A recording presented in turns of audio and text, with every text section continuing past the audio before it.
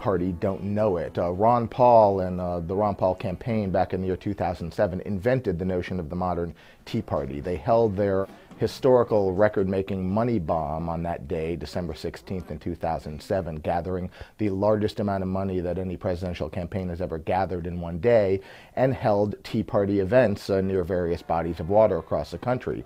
You had Ron Paul himself throwing a barrel marked Iraq War into the water in his home district of Texas. You had Rand Paul, his son, who later became Senator Rand Paul from Kentucky, leading a Tea Party event in 2007 in the city of Boston itself. As Jon Stewart actually said later when defending Ron Paul against his brethren in the media who like to ignore him, when it comes to the Tea Party grassroots, Ron Paul is the man who planted those seeds. He is the real deal, whereas a lot of the modern Tea Partiers are really just moral majoritarians in tri-cornered hats.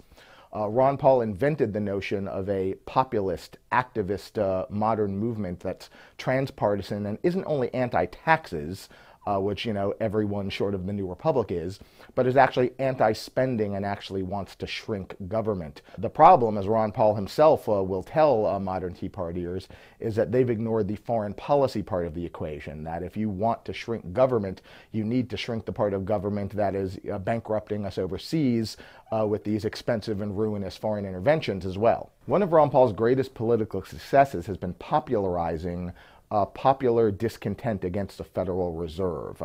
These monetary policy issues have been Ron Paul's pet concern since he first entered Congress in the 1970s. His background in Austrian economics has led him to believe that having this government entity, the Federal Reserve, and giving it unlimited power to create currency willy-nilly is going to create booms and busts. And he saw as early as 2001, 2002, that the Federal Reserve was creating a housing bubble that was going to pop in ways that were going to be very dangerous to the American economy. Ron Paul fans love sending you to YouTube videos from early in the 21st century where Ron Paul is predicting the housing bubble and the ruinous effects it was going to have on the economy. This opposition to the Federal Reserve used to be an extremely eccentric position on the American political landscape.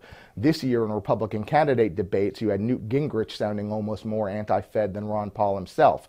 You had Rick Perry talking about holding Fed Chairman Ben Bernanke up for treason. Ron Paul finally succeeded in getting his Audit the Fed bill, which he's been introducing for decades, through the House of Representatives. He got every single Republican to support it and enough Democrats to support it to actually get it in a bill that came out of the House. It did not succeed in passing, but the notion that the Federal Reserve's power to inflate is dangerous to the American economy is now widely understood, not only by economists, but by lay people as well. And I think this has been one of Ron Paul's greatest political successes.